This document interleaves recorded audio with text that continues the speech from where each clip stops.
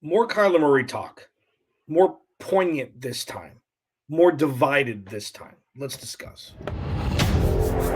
You are Locked On Cardinals, your daily Arizona Cardinals podcast.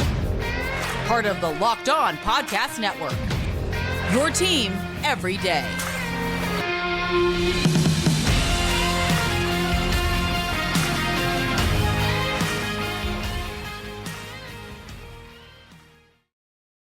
Locked On Cardinals, Alex Clancy here. Follow me on Twitter at Clancy's Corner. Follow the podcast at Locked On 8Z Cards. Thank you for making Locked On Cardinals your first listen, free and available wherever you get your podcast and on YouTube.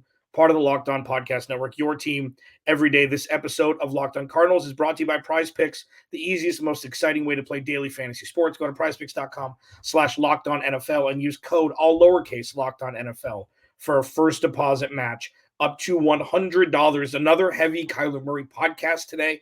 I'm going to put things into perspective on the heels of what I discussed yesterday. If you didn't listen to that podcast and you want to watch instead of listen, just go to YouTube, search Locked On Arizona Cardinals. You can watch it there, or Apple, Google Play, wherever you get your podcast.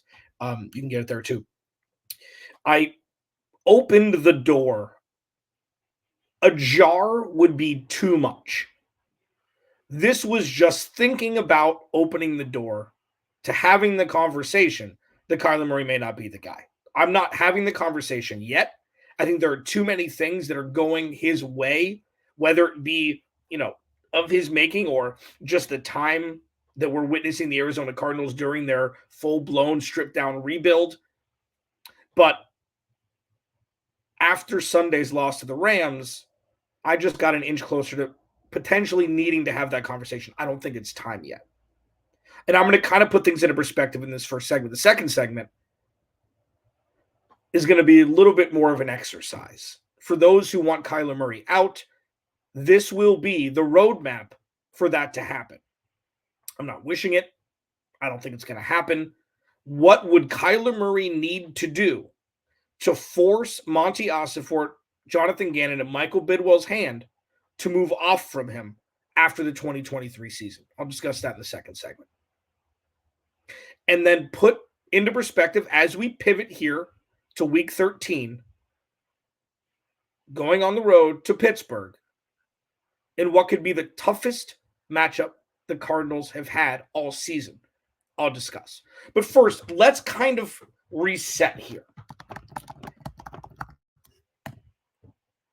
There has been a lot of bad quarterback play in the NFL this year. It's been discussed a lot. I don't think that's something that I should get gold star for saying. It's pretty obvious. There's been some piss poor quarterback play, whether from starters, their backups, or their backups, all the same. Injury or otherwise, there has been bad quarterback play. And I comprised a list. If you were to start a team today, I would start a team with Kyler Murray over these other players. Now, I will throw the ones out right away for age. Aaron Rodgers, Kirk Cousins. Kirk Cousins is 10 years older than Kyler Murray. Okay? Kyler Murray's going to be playing in the league for a decade. So we can just take that. We can agree to disagree on that one. I'm doing it sheerly by age because Kirk was great before tearing his Achilles. I'm not having that conversation today. But, younger quarterbacks in the age range of Kyler Murray, the starter and backup for a couple of these teams. Let's run through the list. I would take Kyler Murray over any of these other players, and a lot of them are obvious, but I just want to put into perspective once again. Half the league is on this list. Desmond Ridder, Bryce Young, Justin Fields, Deshaun Watson, Jordan Love, Gardner Minshew or Anthony Richardson, Aiden O'Connell, Jimmy G, Mac Jones, Derek Carr, Daniel Jones, Kenny Pickett, Geno Smith, Baker Mayfield, Will Levis, Sam Howell. Desmond Ridder, Bryce Young, Justin Fields, Deshaun Watson, Jordan Love, Gardner Minshew, Anthony Richardson, Aiden O'Connell, Jimmy G, Mac Jones, Derek Carr, Daniel Jones, Pickett, Smith, Mayfield, Levis, Howell. That's half the league. And then there's one name that I left off because kind of need to prepare for this, is CJ Stroud. Because CJ Stroud has played incredible football. And I don't know, I'm not really surprised. I guess Carolina is. CJ Stroud has been fantastic. He's been fantastic. I would still take Kyler Murray in a vacuum over CJ Stroud. Defense is better. Offensive line's better. Weapons, young, running back. Like, they've got a lot more. They're where the Cardinals are going to be next year. They've already had their bad year where they drafted Derek Stingley and Jalen Petrie, and then they drafted CJ Stroud and Will Anderson. They've got Laramie Tunsil. They've got a veteran in Dalton Schultz. They've got young Nico Collins, Tank Dell, Noah Brown, John Mechie. They've got young wide receivers. They're performing better than everybody expected because CJ Stroud has been so good right away. He's only played 11 games in the NFL. Let's relax. I'm still taking Kyler Murray over him. Now, next year, if things change, that may change. I'm taking it as I am now. And this isn't a debate show portion here. I'm just putting it, even if you take CJ Stroud off, you can, let's just do that for exercise sake. That's still half the league who have quarterbacks worse than Kyler Murray. And the majority of people on that list is by a large margin. So even if Kyler Murray isn't your guy for the future for the Cardinals, even if Kyler Murray isn't perfect, and he isn't, even if Kyler Murray is super frustrating and not consistent a lot of the times, that balances out his insane playmaking ability at times. The grass is dead on the other side. It's not a varying shade of green. It is dead. And I've said a lot on this podcast every day, as you know this, and I'm not going back on this, but the Cardinals have had to run their own race. Okay, this isn't comparing Kyler Murray to Justin Herbert or Joe Burrow or Patrick Mahomes or Lamar Jackson or whoever it is. Kyler Murray to the Arizona Cardinals has been the most electric quarterback in the history of the team. Now, that's not close. You can take your Neil Lomax, fine. The last 40 years. And what Kyler Murray has done is keep this team relevant for, I don't know, 2 full seasons out of the 4 that he's played. 2020, they, started 5-3, I think. And then DeAndre Hopkins got hurt. 2021 was the 7-0, 10-2. Wheels fell off. Kyler Murray was injured. DeAndre Hopkins was injured. James Conner was injured. Cliff Kingsbury was the head coach. Whatever you want to make the excuse for. Or it's just, well, it's the Cardinals. That's one of my favorites that people who have been fans for a long time say. Doesn't always have to be that way. It's like Stockholm syndrome for losing and dysfunction. That's what Monti Ossenfort and Jonathan Gannon are trying to shift away from and fix. I think Kyler Murray 2 years ago would have come out of the game when he hurt his hand and then, he was hobbled with his knee. He's trying to prove to everybody that he is the future of this team. They have a defense that's terrible. They have an offensive line that's terrible. They don't have great pass catchers.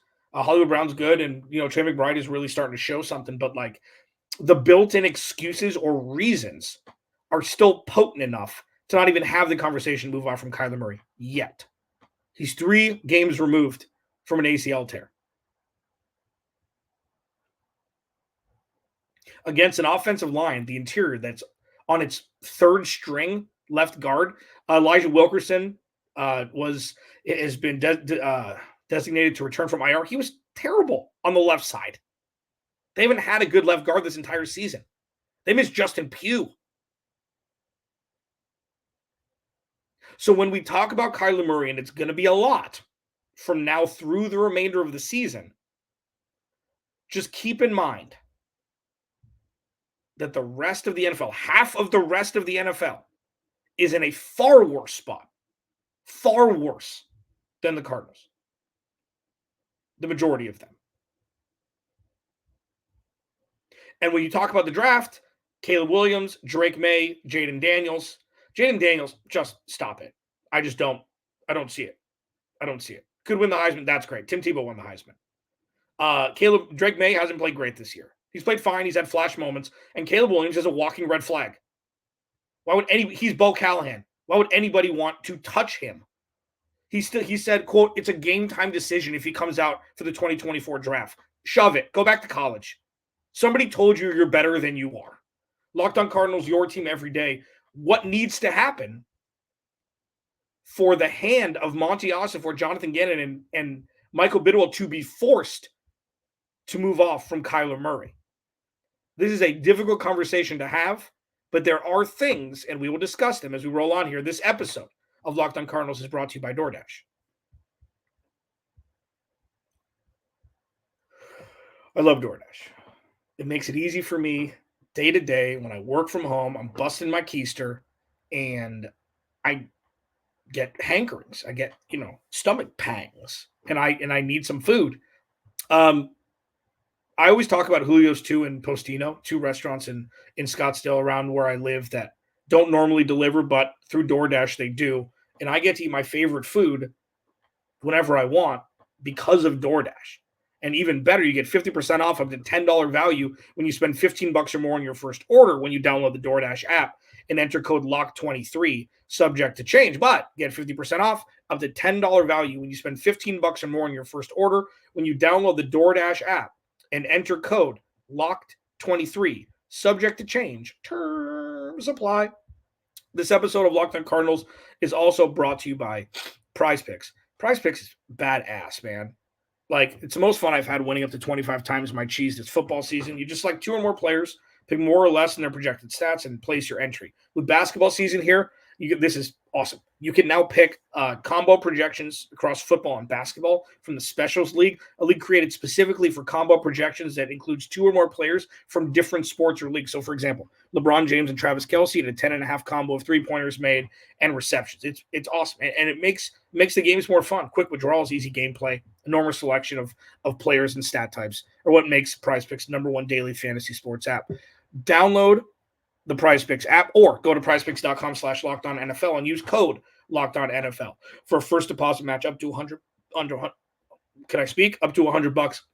Go to prizepicks.com/LockedOnNFL and use code LockedOnNFL for a first deposit match up to $100.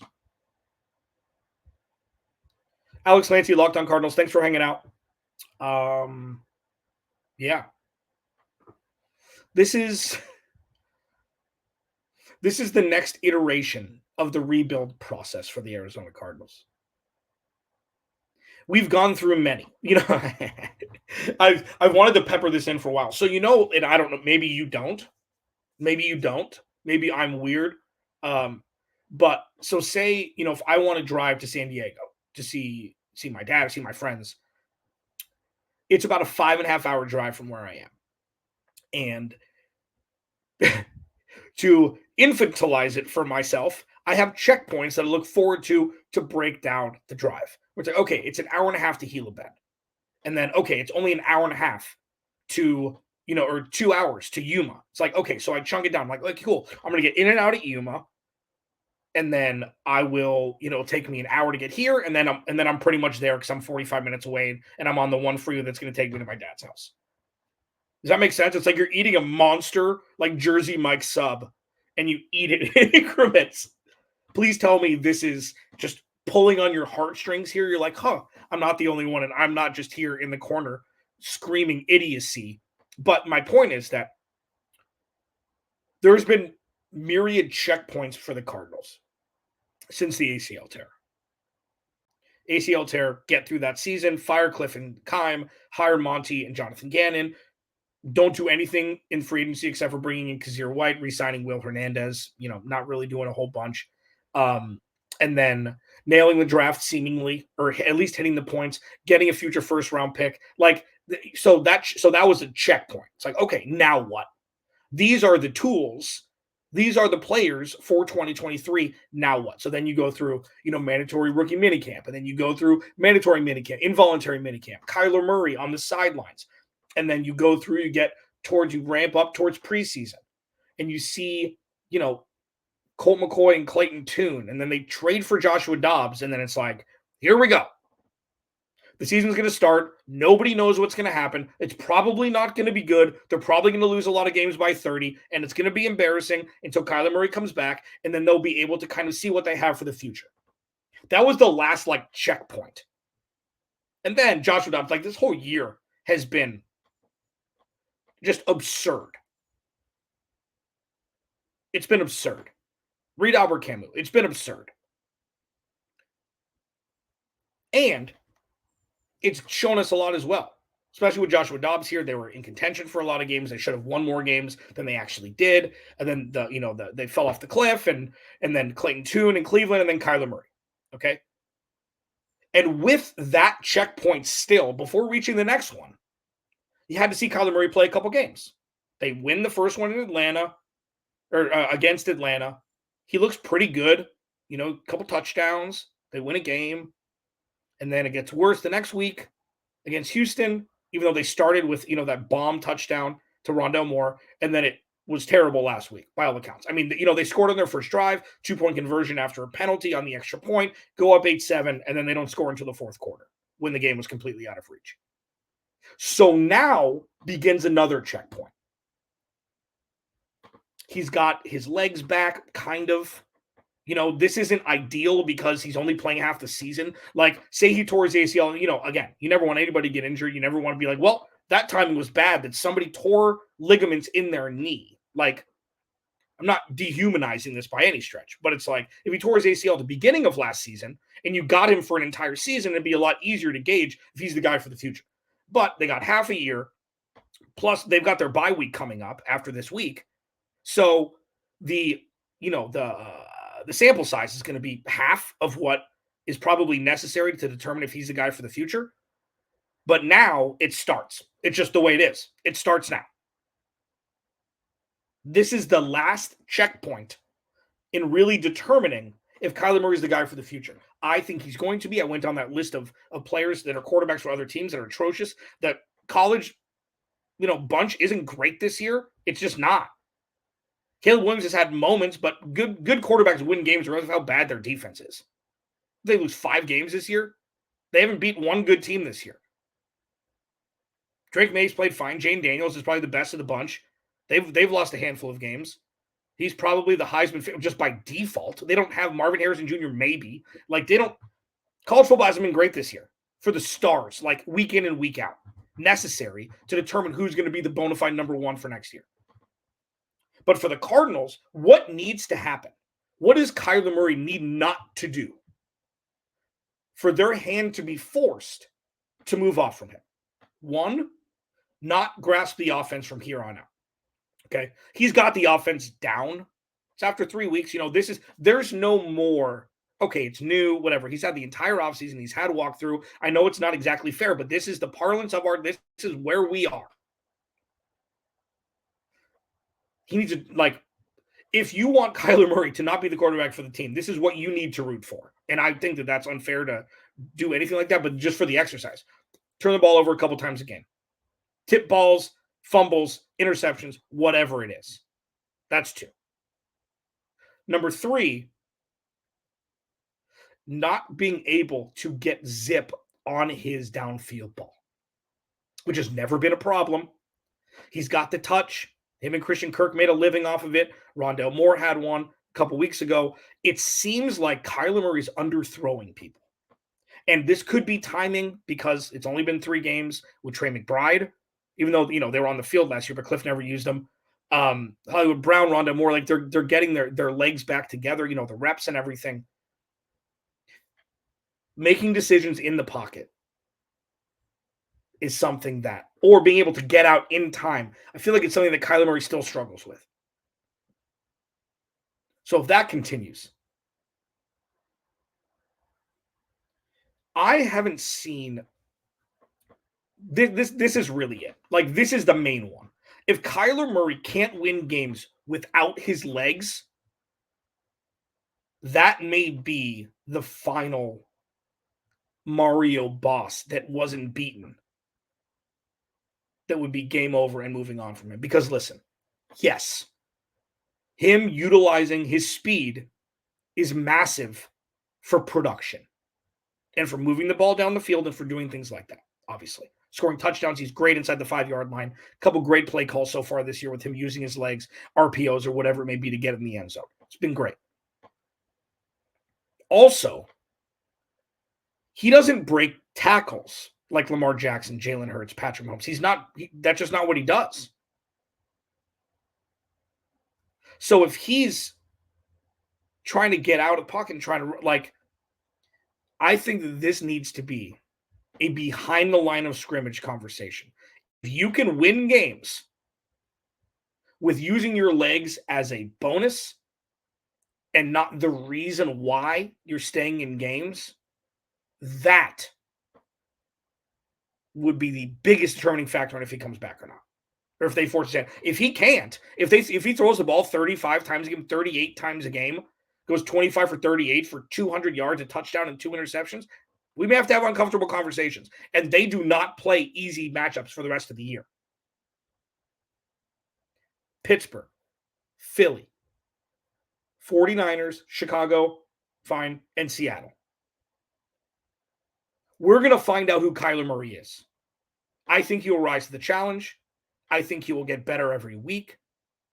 If he doesn't, and if you're rooting for somebody else to be calling plays for the Arizona Cardinals on the field come 2024, those are the things that will need to happen to force Monti, Ossenfort, and Jonathan Gannon and Michael Bidwell's hand to move off from them. Again, for the record, I don't think that's what's going to happen. I think he's going to be the quarterback for the future. We will find out in the next 5 games who the future quarterback of the Arizona Cardinals will be, whether it be him, Kyler Murray, or somebody else. A very, very tough matchup on Sunday.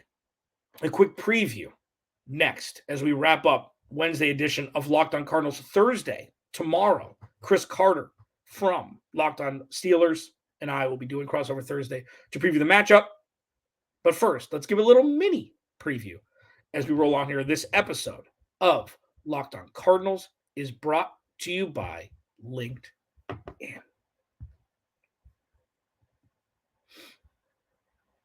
I got to find it. There it is.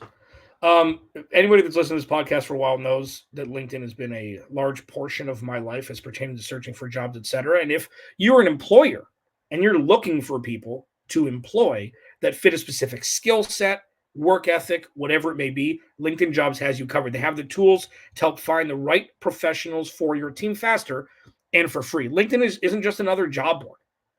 LinkedIn has a vast network of more than 1 billion professionals, which makes it the best place to hire. Hiring is easy when you have that many qualified candidates. So it's so easy, in fact, that 80% of small businesses get a qualified candidate within 24 hours. LinkedIn knows how small businesses are wearing so many hats that they might not have time or resources to hire. And thankfully with LinkedIn, the process is intuitive, quick, and easy. They even just launched a feature that helps you write job descriptions, making the process even easier and quicker.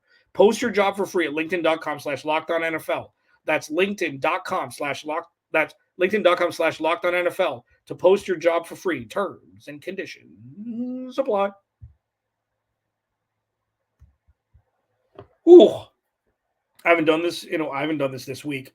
Appreciate football. I told you the middle of the season flies. The middle month and a half of the season just Kaiser Sose. And now we're in week 13. I feel like the offseason just ended. This is bull. I wish there were 80 weeks of football. Yeah, play over 2 years. Who knows? I know, it's irrational. Follow me on Twitter at Clancy's Corner. Follow the podcast at Locked On AZ Cards. Please go to the YouTube channel. Hit the subscribe button. I appreciate it. Leave a like, comment. Yeah. This is going to be a brutal matchup for the Cardinals. This Pittsburgh Steelers defense is tough. I've had some injuries this year, Minka Fitzpatrick, etc., but TJ Watt is probably the best defensive player in football. He's just shattering records every year for career records through 6 seasons, through 7 seasons. He broke his brother's record for sacks in the first 7 seasons, I think, this season. This offensive line is just getting beaten up more and more. Paris Johnson Jr. looked like a rookie last week. It's fine. Like, this is it's tough because the last month of last season was kind of a throwaway. These last few weeks are kind of a throwaway as pertaining to, like, we've seen enough from Paris Johnson Jr. to know that he's going to be the right guard for the future, at least for this contract. Like he's, and that's not fair. He's proven to be a very good right tackle, especially in his rookie season. Garrett Williams has played well, okay? We're not seeing him get burned at all. That's Marco Wilson's job. That's Sterling Thomas's job. That was Antonio Hamilton Sr.'s job before getting injured. Garrett Williams has played fine in his handful of games back after, the first month back.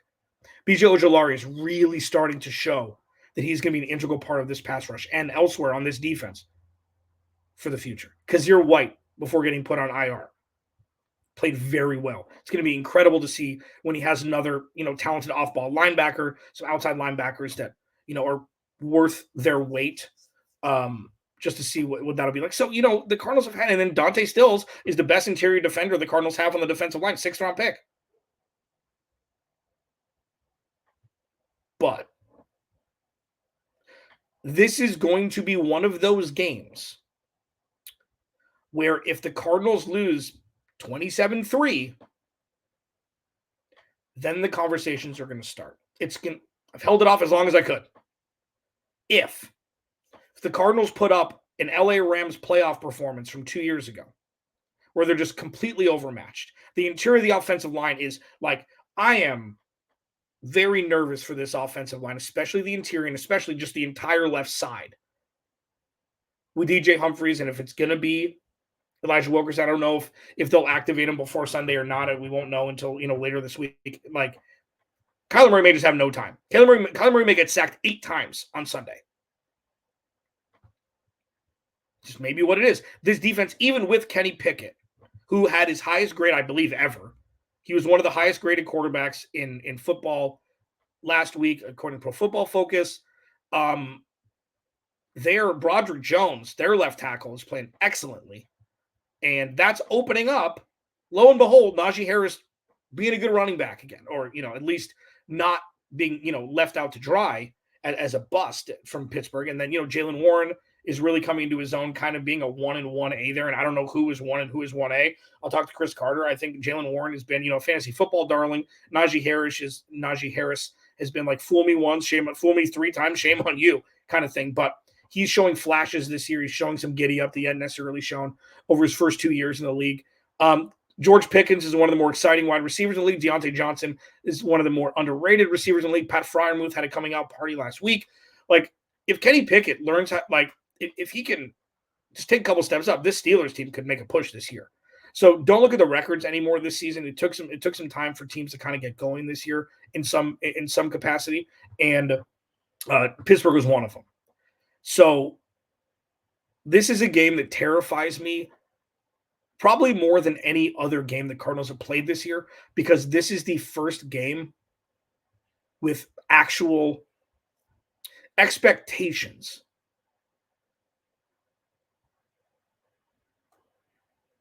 Yeah.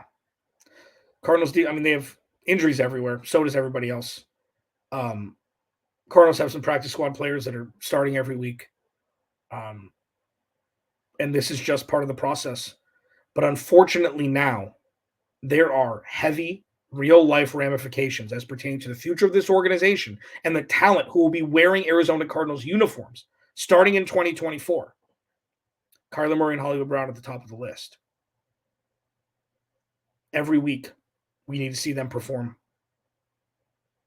Every week. He had 8 for 66, Hollywood Brown, last week. 40 of it was in garbage time. 50 of it was in garbage time. He had 80 yards. 6 for 88, maybe. Doesn't really matter. Most of it was in garbage time. Because I'll leave you with this, and I'll do a segment on this, at some point later in the year. We'll do it over the bye week. It's probably going to be, let me start that over. It's probably going to be Kyler Murray and Hollywood Brown, or neither Kyler Murray nor Hollywood Brown. I don't see where one of them comes back and the other doesn't. Should be interesting to watch. You hope it works out. You hope these guys, the time has come for the final checkpoint of what this organization is really going to look like come 2024 as pertaining to the quarterback. It's begun. It's going to be difficult to watch if it doesn't go the way that I hope it does. But either way, we're going to find out within the next 6 weeks if Kyler Murray's going to be the quarterback for the future, buckle up. Alex Lancey, Locked On Cardinals. I'll talk to you with Chris Carter from Locked On Steelers crossover Thursday tomorrow.